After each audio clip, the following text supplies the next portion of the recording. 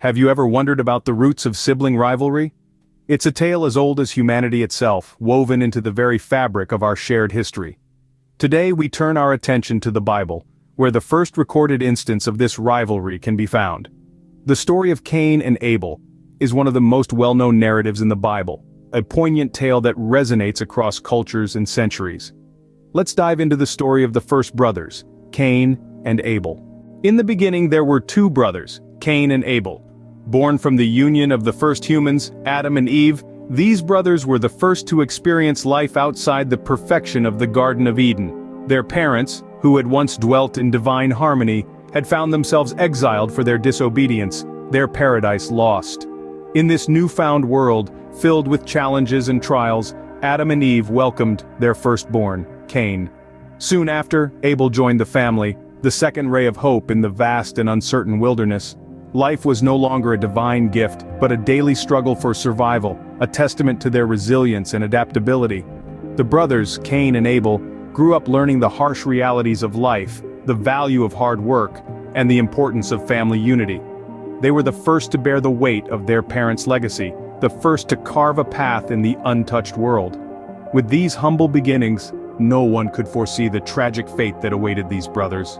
As they grew, each brother chose his own path. Cain became a tiller of the ground, a farmer, harnessing the earth's richness to produce sustenance. This profession required patience and hard work, symbolic of mankind's relationship with nature post-Eden. On the other hand, Abel became a shepherd, a caretaker of flocks. His profession required vigilance and a nurturing spirit as he guided and protected his sheep. It was a role that echoed the divine shepherd, an archetype prevalent in many ancient cultures. Their chosen professions were not just jobs but reflections of their characters. Cain's farming, a more solitary and labor-intensive task, may suggest a more independent and resilient character. Abel's shepherding, demanding empathy and vigilance, could hint at a more compassionate and watchful nature. These professions, while different, were both essential in their time, reflecting the diversity of human labor and the interdependence of society. Though they led different lives, their paths were destined to cross in a devastating way. The brothers, in their devotion, decided to offer gifts to their creator. Now, Cain and Abel, as different as their professions, chose offerings that reflected their individual roles. Cain, the tiller of the ground, brought forth the fruits of the soil, an offering of his hard work, a tribute of his harvest. On the other hand, Abel, the keeper of sheep, chose the best from his flock, the firstborn, the fattest of his sheep, a symbol of his dedication and love. The offerings, as distinct as the brothers themselves, were presented to God. The air was thick with anticipation, the moment heavy with their earnest devotion. Their hearts pounded as they waited for divine acknowledgement. As the story unfolds, we learn that Abel's offering was accepted by God. The firstborn of his flock, the best of his produce, found favor in the eyes of the Almighty. Abel's heart must have swelled with joy, his faith reinforced, his devotion acknowledged. But what of Cain? What of his fruits, the product of his sweat and toil? Alas, Cain's offering was not accepted. His fruits, his labor, his offering did not find the same favor. The reasons remain enigmatic, lost in the annals of time. Some propose that the quality of Cain's offering was not up to par, others suggest it was the attitude with which he gave. But these are mere conjectures, speculations in the face of an inscrutable divine will. The rejection, the divine preference kindled a flame in Cain, a flame not of righteous indignation but of envy, of hurt, of anger. He who had worked equally hard, who had offered the fruits of his labor, was overlooked, his devotion unacknowledged. This divine preference was the beginning of a deep-seated jealousy. A jealousy that would soon consume Cain, a jealousy that would set the stage for a tragic turn of events. But that, dear listeners, is a tale for another scene. Overwhelmed by jealousy and anger, Cain committed an unthinkable act. This was no ordinary fit of rage. It was a moment that would etch itself into the annals of history, becoming a potent symbol of the destructive power of envy and wrath. Cain, the tiller of the ground, driven by resentment towards his brother Abel, the keeper of sheep, decided to lure him into the open fields. It was a setting far removed from the watchful eyes of others, a place where Cain could give vent to the storm of anger brewing within him. The fields, usually a place of growth and harvest, became the stage for an act of destruction. With a heart heavy with malice, Cain turned against his own flesh and blood. It was a scene of brutal betrayal as Cain raised his hand against Abel.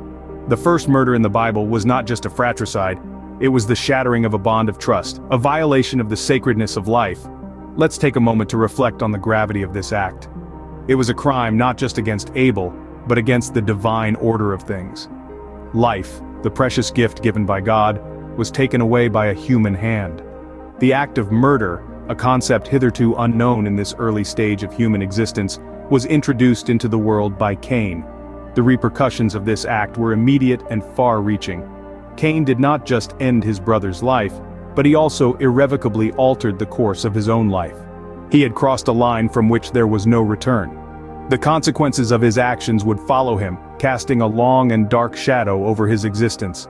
We must remember that Cain's act was not just a personal failing, but a stark reminder of the potential for evil that resides in every human heart. It urges us to guard against the destructive forces of jealousy and anger, and to choose the path of love and harmony.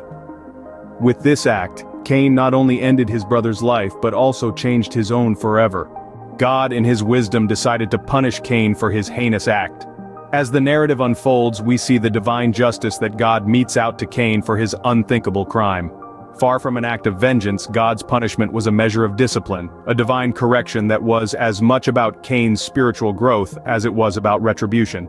God said to Cain, "Now you are under a curse and driven from the ground, which opened its mouth to receive your brother's blood from your hand. When you work the ground, it will no longer yield its crops for you. You will be a restless wanderer on the earth."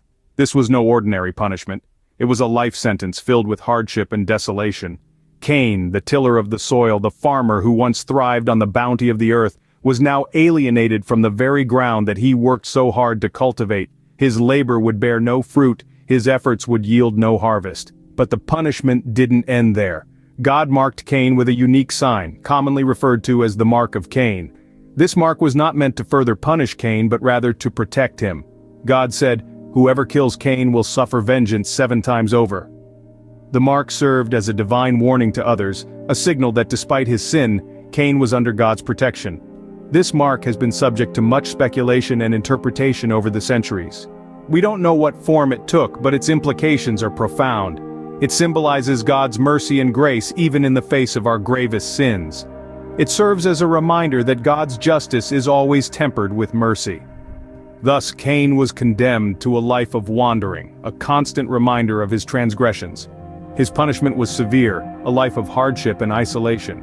But it was also a life under God's watchful eye, a life where redemption and transformation were still possible. Even in judgment, God's grace was present, offering Cain a chance at redemption, a chance to learn from his mistakes and grow. The story of Cain and Abel is more than just a tale of 2 brothers. It's a narrative of contrasts and consequences, a timeless parable that continues to echo through the ages. At the heart of this tale are 2 brothers, Cain and Abel, whose lives diverge dramatically due to their choices and actions. Abel, the humble shepherd, offers his best to God, embodying sincerity and devotion. On the other hand, Cain, the industrious farmer, lets jealousy and resentment overshadow his offering, leading to a tragic outcome. The story paints a vivid picture of sibling rivalry, a common thread that weaves through many tales across different cultures and times. Yet it's not merely about rivalry, but how it can lead to destructive consequences when left unchecked. Cain's jealousy of Abel, instead of inspiring him to better his offering, leads him to commit the ultimate sin, fratricide. Yet the narrative doesn't stop at the act of murder. It delves into the theme of divine justice, a justice that is not merely punitive, but also restorative. Cain is punished, yes, but he is also given a mark of protection, a sign of God's mercy even in judgment. This tale of Cain and Abel, then, is not just a story, it's a mirror held up to our own lives, reflecting the choices we make and the consequences that follow. This story is a timeless reminder of the consequences of letting jealousy and anger control our actions.